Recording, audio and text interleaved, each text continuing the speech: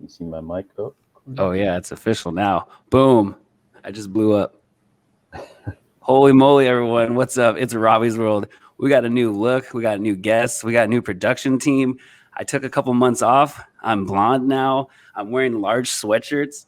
And a lot of this energy and this confidence is because of this man to my left. No, my right, depending on how you're watching. This is my brother from another mother. Like, we met in 4th grade. I'm so excited for you to finally be on the show. I know we talked about it a lot, but Louis Armstrong of Armstrong Training.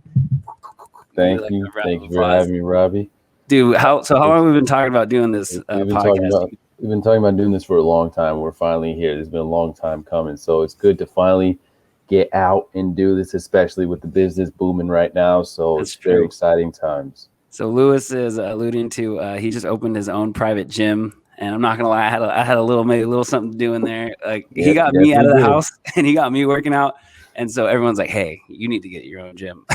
But his journey's a lot longer than that, so I can't take much credit. But yeah, I mean, we even worked out today. We're at 3 days a week now. So yeah, man. I'm hopefully whatever your secret was that you did against me, some of that will come through this episode and inspire others to get involved and get in touch with you soon, because I know that your schedule is filling up too, which is a good problem to have.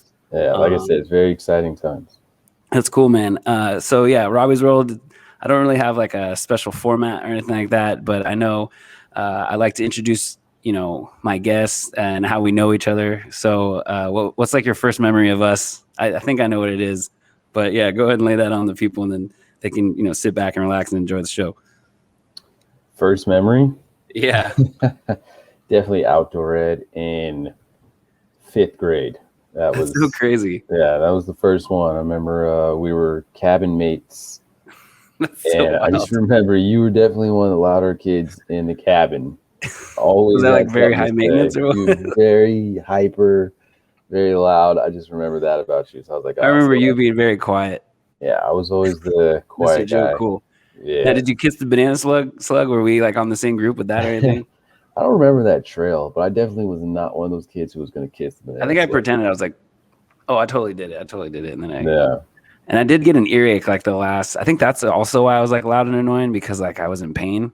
So on top of me just trying to be like the life of the party, I think I was like one of the worst earaches of my life during outdoor ed. And then I got to go to like the gyro or whatever, like the scary guy. Oh yeah. And they were treating me hella like nice because I was like hurt, because of my ear, not because I was like a problem kid. Like those Woodsack kids. Remember them? Oh my goodness. Yeah, that was wild, huh?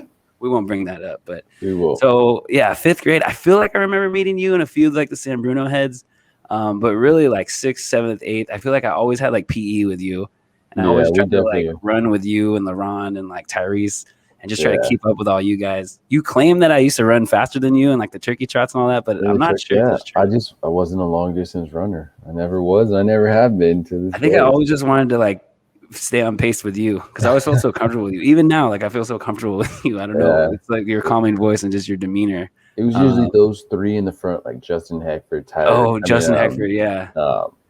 Tony Try and LaRon. And because Tony Try just has like, he's like shorter and little legs. Yeah, he was just he could just run all day. Then it was like me, you, and then Tyrese was in front of us, and so yeah.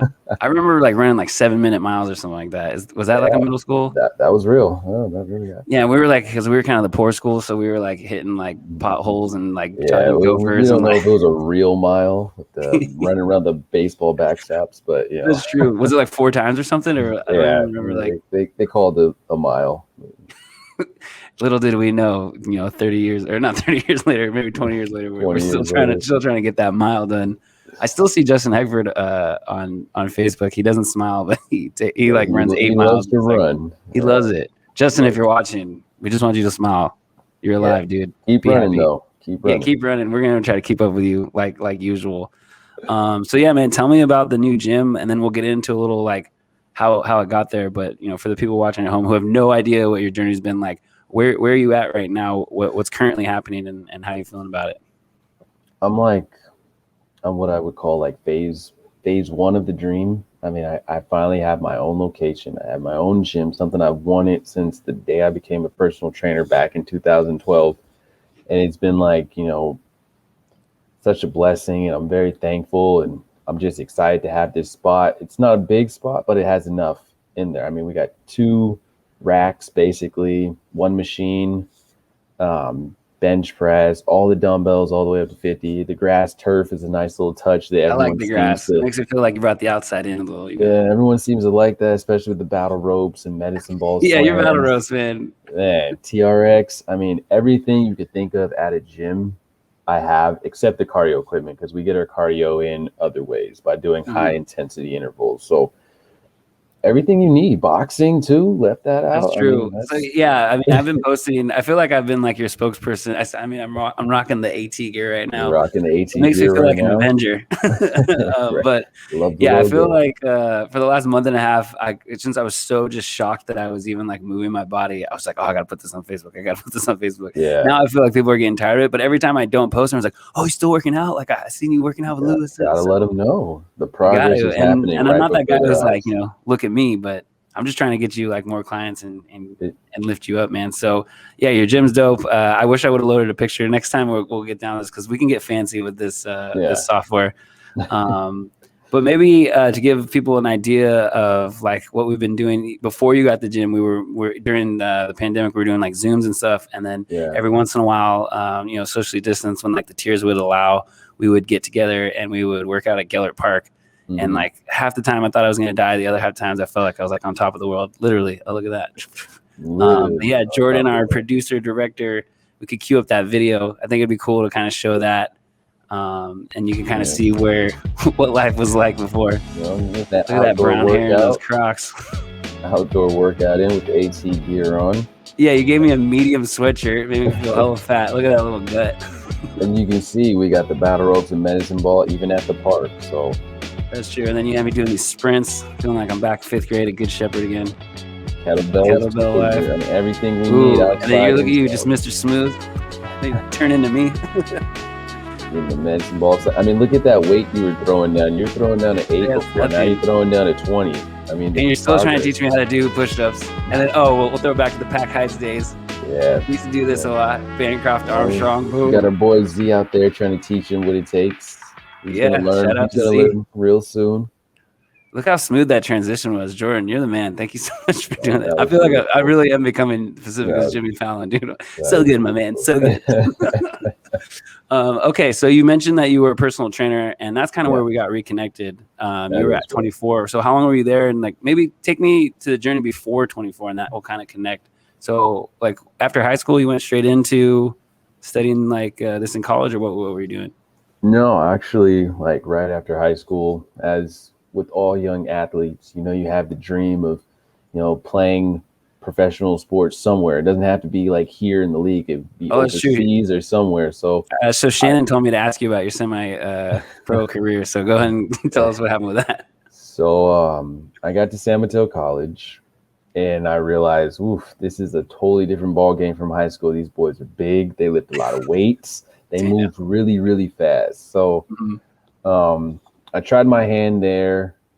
One thing led to another. I had a personal trainer, and that's really what got me into personal training. My personal trainer, Dominic Vargas, he pushed me more than I ever thought, because I didn't really take weightlifting serious in high school. So once I met Dom, we just did like BFS with Coach Craig. We just go outside with curl bars and like play basketball. Like people smelling hella bad, and I was like, dude, let's go talk to girls.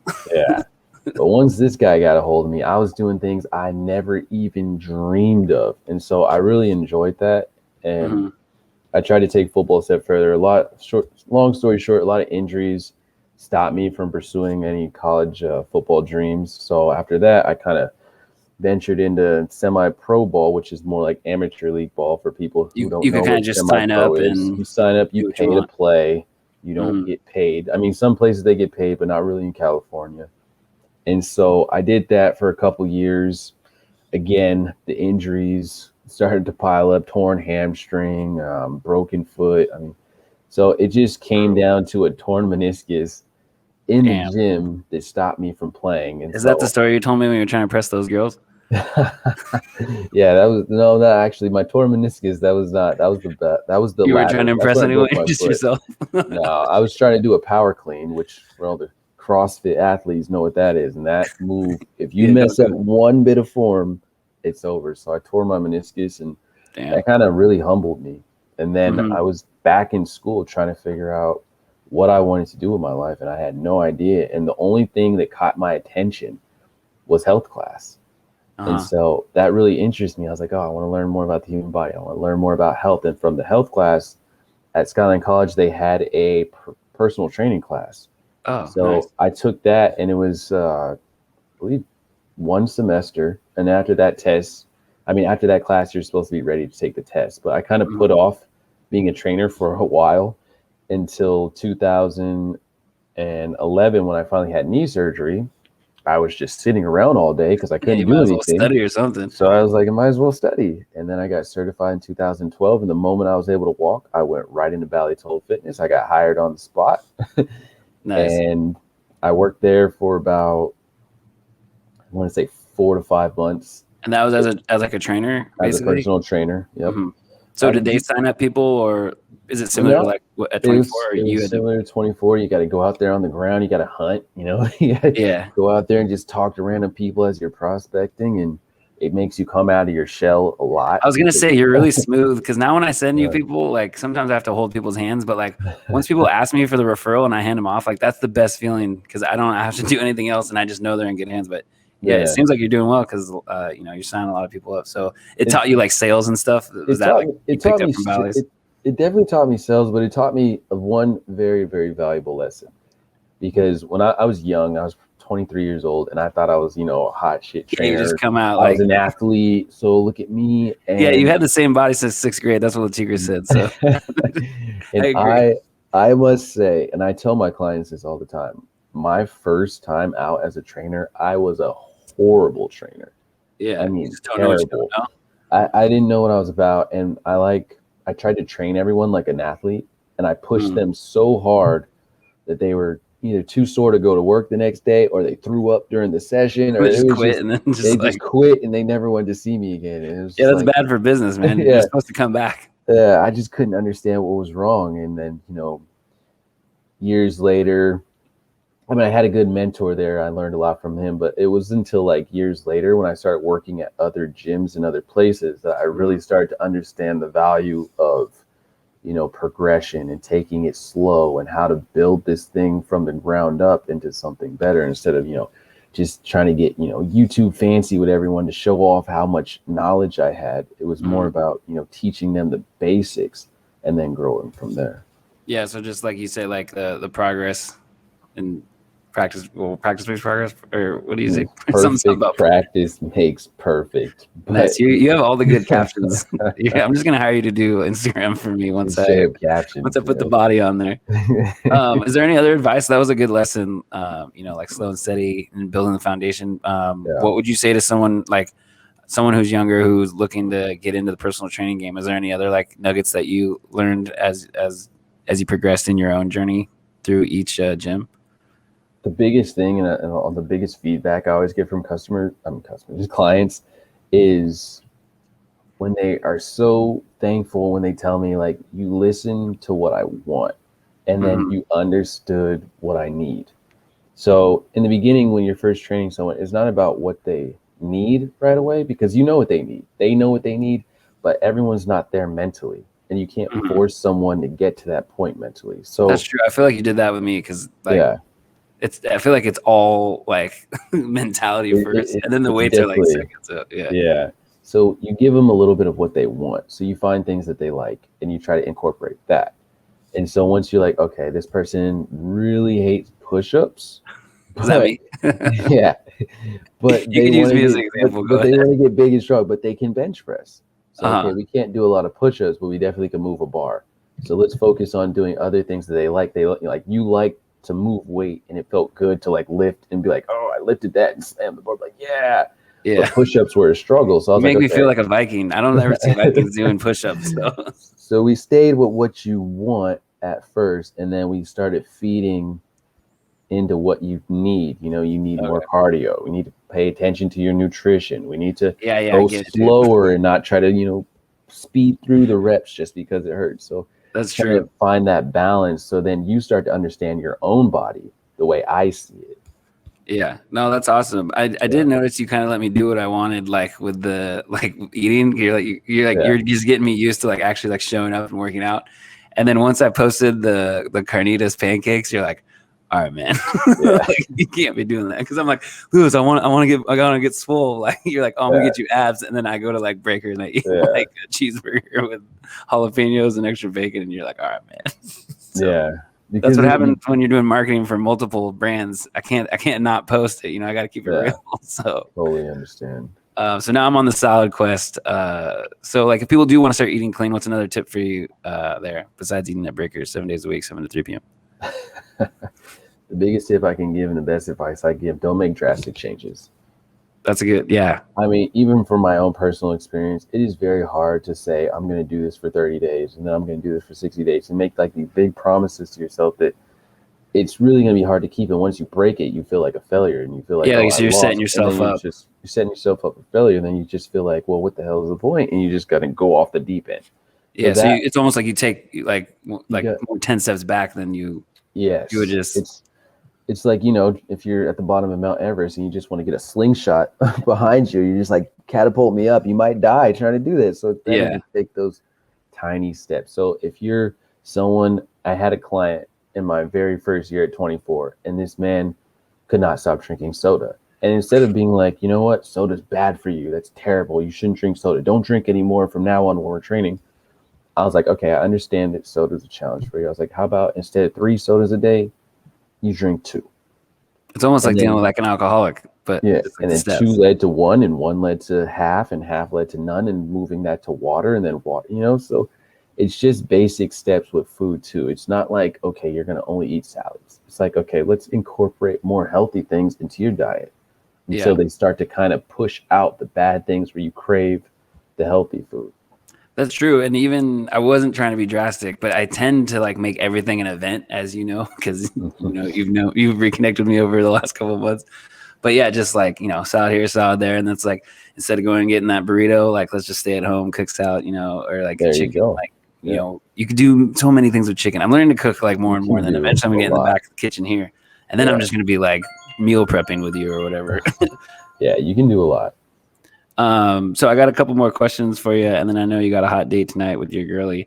Nicole wanted to know, how did you know like you wanted to be a trainer? Like, I know you kind of touched a little bit about like how you did it, but how did you know like this is where I'm supposed to be? I made the right choice. Like, was it still when you were with the other gyms, or has it been recently, or like? No, it was kind of when I took my 3 coworkers, and this was before I even worked at a gym. This is before I even got certified. I just kind of remember working out from when I had a trainer. And so I still lived at home with my mom, and I brought my friends over to the backyard because we had some weights in the backyard. We had a weight set. And so I was just teaching them little things that I knew. And it was just such a rewarding feeling to see them get stronger and them get better and them like build their confidence, and then they continue to work out even after that. So I was like, oh man, that felt good. Like, so it was kind of like a natural instinct, just because of like how it slowly evolved.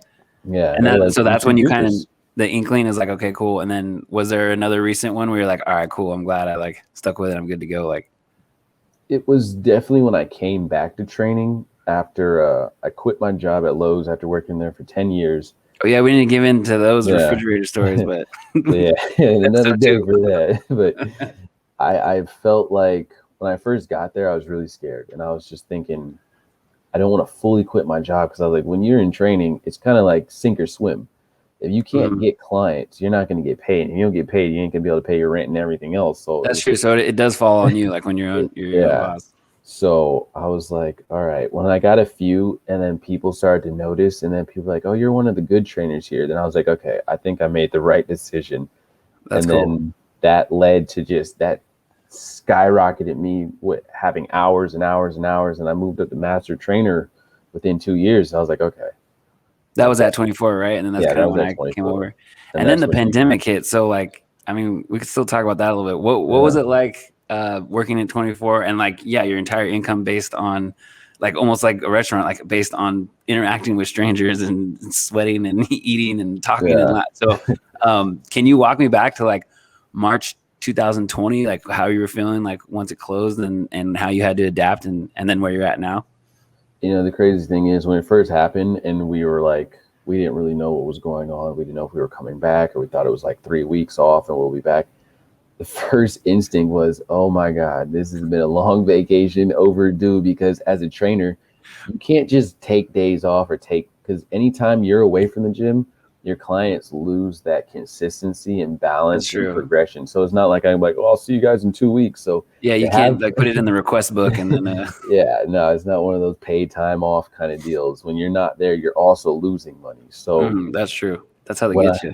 Yeah. So when I left, I was like, this is a really nice vacation. But then a good, much needed break. And then when did it hit, like, oh shit, this is kind of serious. Then it started getting real, and I was like, okay, we might not come back. And then the gyms were closed. And so I really wasn't thinking long term. I was kind of just thinking like, okay, it wasn't until clients started reaching out to me and like, I really miss training with you. Like, I need to do something. And I was like, okay, I need to do something to get back to them.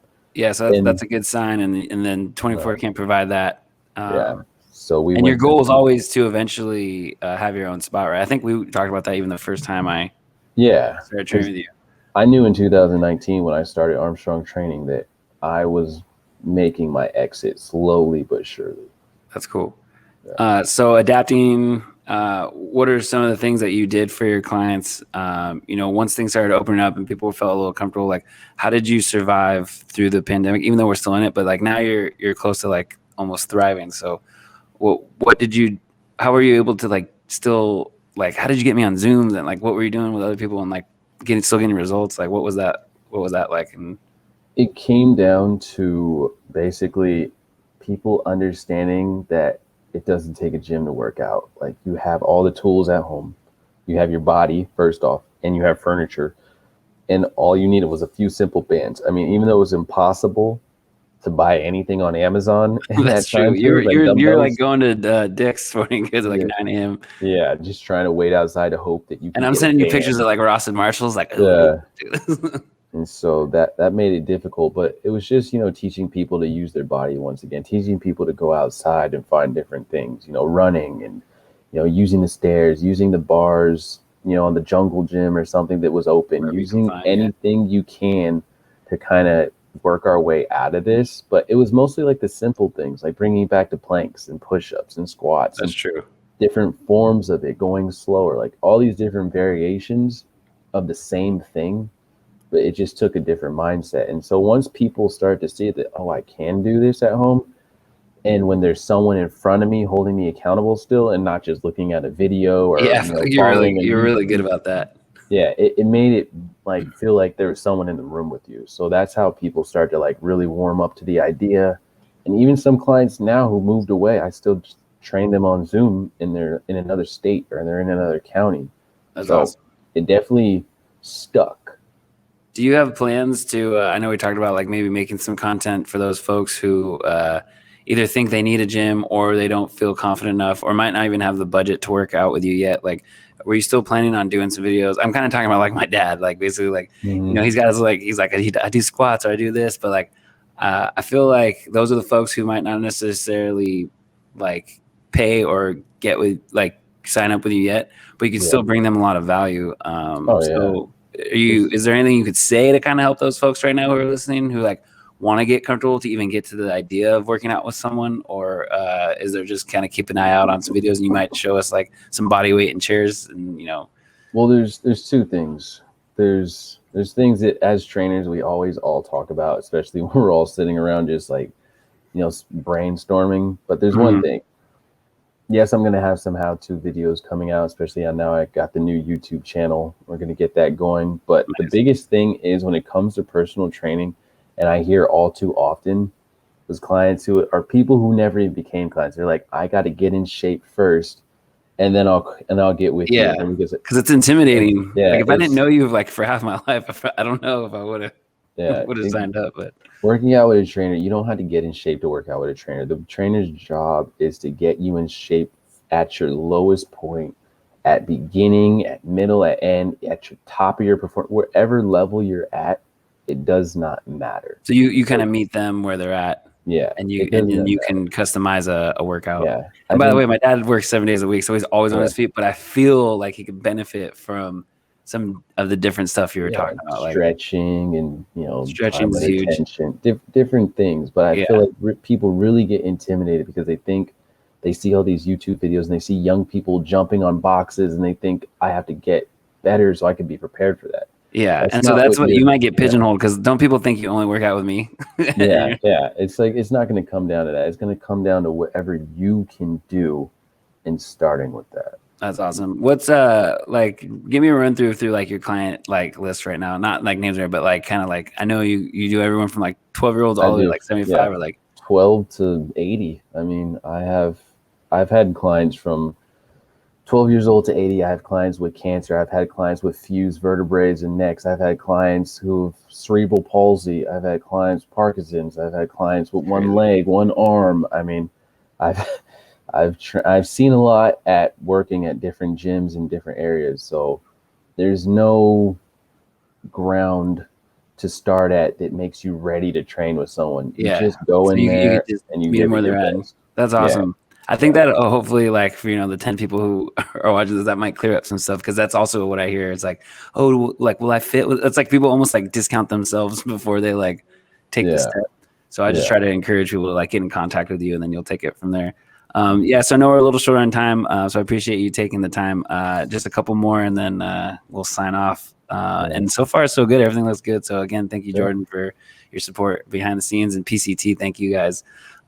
So what do you do for fun? I mean, you can't just be working 60 hours a week training. No. What's something you do for fun, like recreation wise? I think I already know these answers, but I want to encourage people to like pursue their happiness, but at the same time, it's not just grind. So actually, it's not work-life balance. But what do you do to keep your mind, body, and soul in harmony? And I'm a big movie buff. I love movies. I could watch them all day.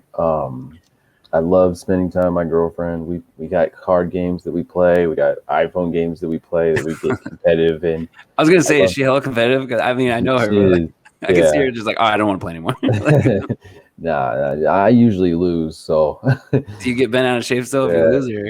Yeah, I'm a very competitive person, so I love to win. So when I win, I let it be known. But I also like making videos, making my YouTubes, getting creative on there. I taught myself how to use Adobe Premiere and After Effects and everything else during the pandemic. So I enjoyed it. I was really impressed with your fantasy football like recap thing. Like I wish we had more time to like work on that stuff together. We should schedule like content hours in or something like that. Yeah, for sure.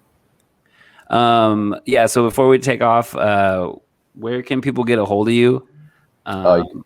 ArmstrongTrainingPT.com is where you can find all my links. You'll find my Instagram, business Instagram, find the YouTube page, Facebook, everything is on there. So all the information you'll see, client testimonials, and you can email me or contact me through there. Also purchase paid plans. That's true. And there's sweet hoodies on there too. I might as well plug my website while we're at it too. If you want to watch, this is episode 7, I think. So if you want to get caught up on what's going on in Robby's world, we're going to hopefully put that up on the screen because Jordan's, boom, look at that. And then last but not least, we need to thank Marty and his crew, especially Jordan and Jonathan and Martin and just Kiara. There's all kinds of people now at PCT. So go ahead and give them some love. And they got their logo on there. Look at that, PacificCoast.tv. Also, they're looking for a new place to set up because their area or their their studio got bought up. So we might have to figure out a place for them, maybe over near our offices, Louis, and then we just work out and live stream and do all that fun stuff. Yeah. So before we go, what's phase 2? What's phase 3? Like, where's the dream headed? Like, so pretend we check in like 10 episodes from now, and it's just like, Louis, where are we at with that? Like, so what are you headed? What do you think about? Well, right now, the next couple of years is just just build the foundation there. I'm not really looking to like get a bigger gym or anything right now. I just want to try to help as many people as I can at my space become familiar in the local area with a lot of different clients, reach out, network with other trainers, maybe do some different YouTubes with other trainers and kind Pretty of, cool. Good you know, collaboration over there. That's some what it's all yeah, some about, as my friend Mary collaborations. Beer says. Yeah, so that's what's next right now. Just want to get really solid grounding before I try to branch out and do a whole bunch of other stuff. Nice. Is there anything else I could do to help, or anything that you want people watching to know? I mean, as you're already rocking the retail gear, the ATs hoodies, I we're gotta definitely get you trying to. the beanie too. You said you're a beanie guy, right? Yeah, we're definitely trying to get that lifted off the ground a little bit more. But other than that, like I said, don't be intimidated by trainers. Come on in. Not gonna bite, not gonna hurt you. Trying to keep you safe and healthy. Nice. All right. Before we sign off, one word to describe how you're feeling. Awesome, man. Excited for the future. Nice. That was more than one word, but I like it. I'm also feeling awesome and excited for the future. I can't believe, like, taking 3 months off, I felt like bad. And then all of a sudden PCT just comes out of nowhere with like the production I've dreamt of. So maybe you can hook me up with some skins and some overlays, and we'll get some animation going. But I don't know. I think I'm gonna start doing this more often now that we have Jordan on the team. So Jordan, if you're there still, I think you are, because you're in charge of all this, all these buttons. Thank you so much.